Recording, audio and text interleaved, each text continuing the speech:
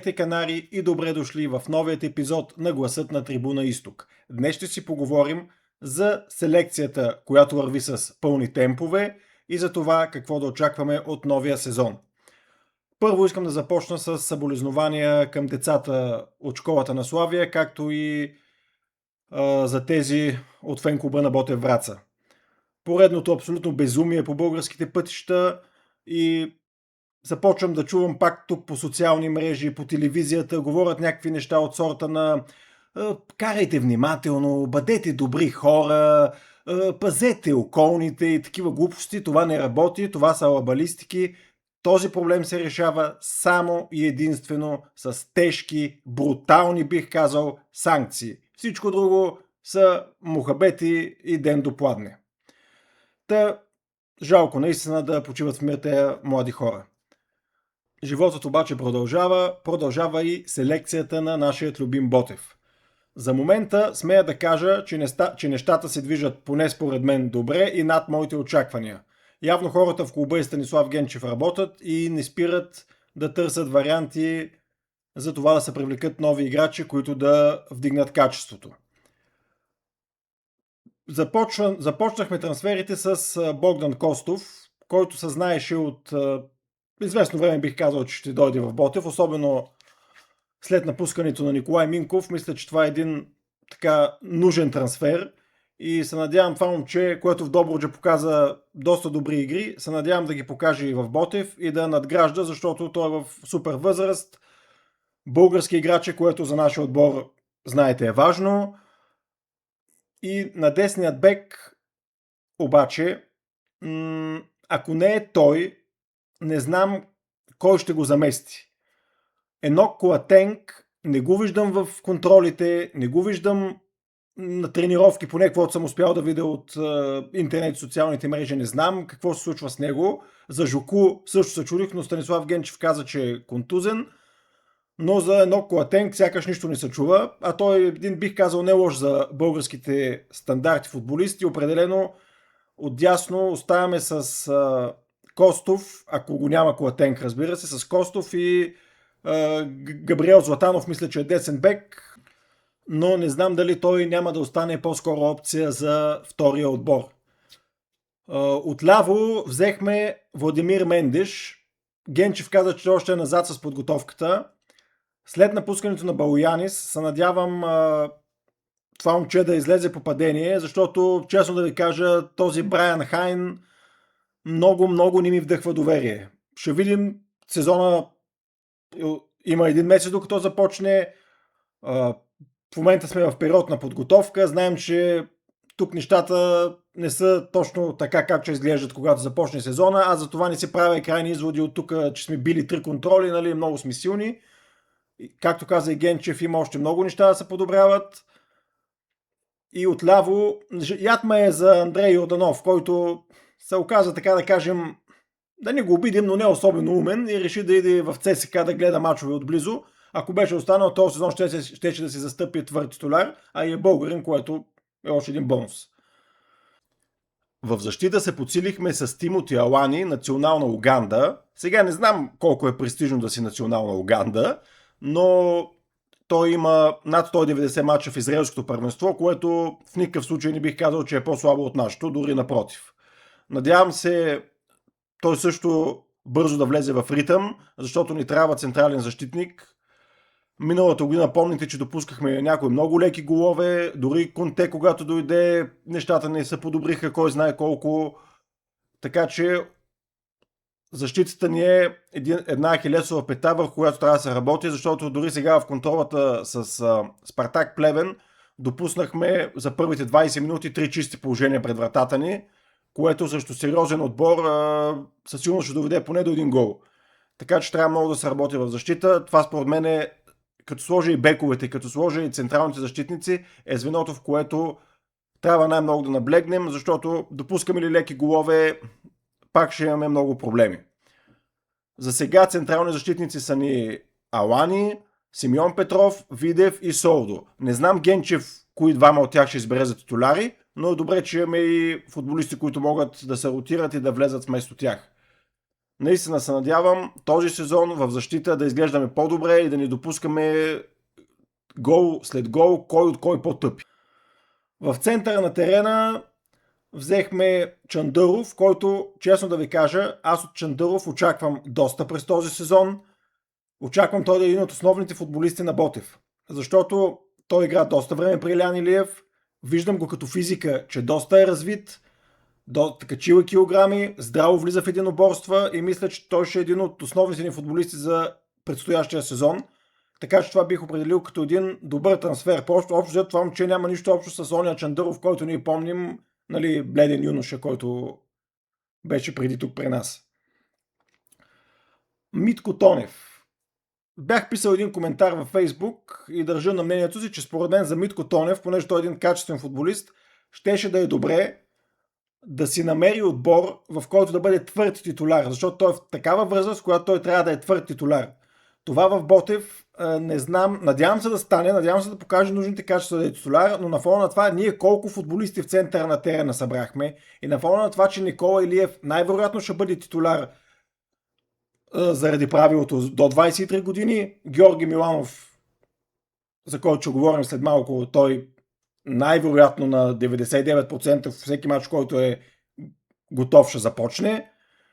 Така че за Митко Тонев се надявам да покаже качествата, които той със сигурност има и да бъде от полза за отбора, а и си е нашия момче ботевист, така че такива хора смятам, че са нужни на всеки един отбор. И разбира се, стигаме до черешката на тортата, така да се каже, в нашата селекция през това лято, а именно Георги Миланов. Абсолютно футболист, който много се радвам, че взехме.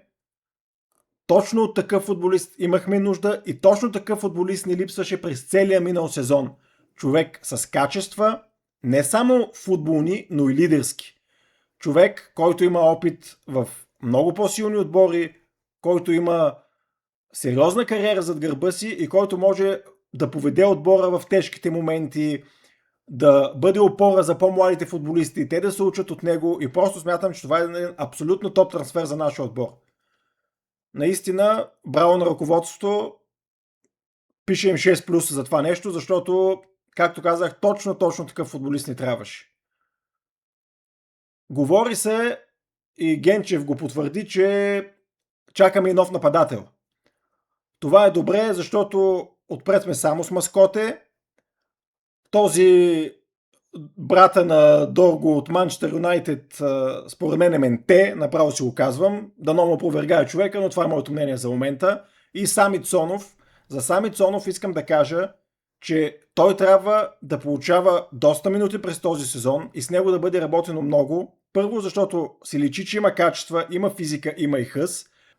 И другата причина, поради която с него наистина трябва да се работи, е, че от следващия сезон, както знаете, правилото за младите футболисти става до 21, което ще рече, че Сами Цонов, разбира се, не само той, но за момента той най-се откроява, ще трябва да е титуляр всеки матч. И той трябва да бъде добре подготвен за тази своя роля, защото ако искаме да имаме един конкурентен отбор, то не можем да пускаме футболисти, които не стават. И смятам, че той занапред ще бъде основен футболист на Ботев, разбира се да е здрав, разбира се да главата му да е в футбола, а не в други неща и смятам, че ще ни носи доста позитивни моменти занапред. Казах, че чакаме нов нападател. Това, доколкото чувам, ще е някакъв нигериец, който е играл в Гърция. Ще го видим какво представлява. Стискаме палци да е добър футболист, защото трябва ни голмайстор.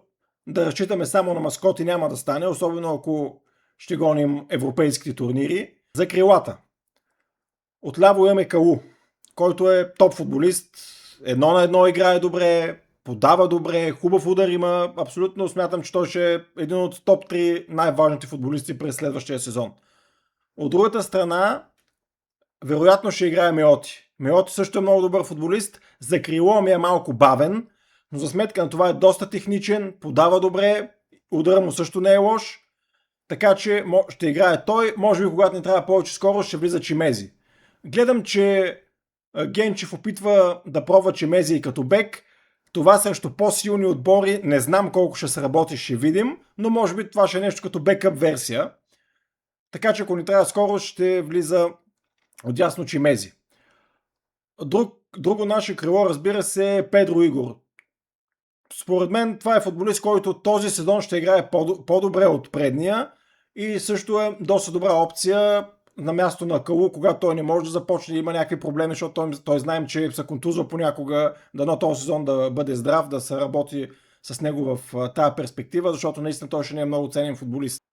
Предвид, че Коко Илиев ще бъде титуляр почти във всеки матч през следващия сезон, трябва с него много да се работи. Момчето има качества, талантлив е и ако Генчев успее да му намери точната позиция, да го вкара в правилните релси, смятам, че той наистина ще покаже какво може.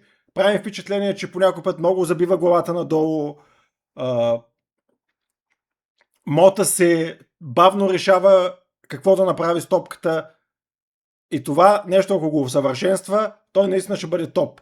Така че предстои да видим до началото на сезона каква работа ще бъде свършена с него.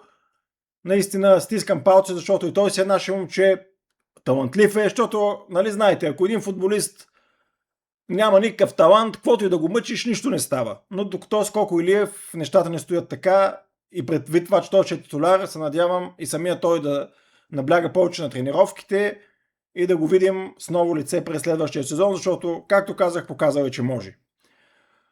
Малко ме притеснява това, че в центъра на терена събрахме, ако фана да ви ги изброявам, ще пропусна някой.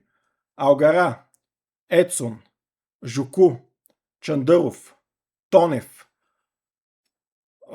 Миланов, колко станаха? 6-7, сигурно изпускам вече някой, аз не знам. Събрахме много футболисти, които не знам дали в един момент няма да има там конфликт кой кога ще играе, защото сигурно съм, че всеки един от тези футболисти иска титулярно място, иска да се покаже, а и смятам, че те са футболисти, които имат качества. Не знам, може някой да бъде изпратен под наем, предстои да видим. Не знам как Генчев ще се справи с тази ситуация, но, както се казва, по-хубаво да има, отколкото да няма. За предстоящия сезон, това, което аз се надявам, е Ботев. Дали ще успеем да стигнем до европейски турнири, аз не знам.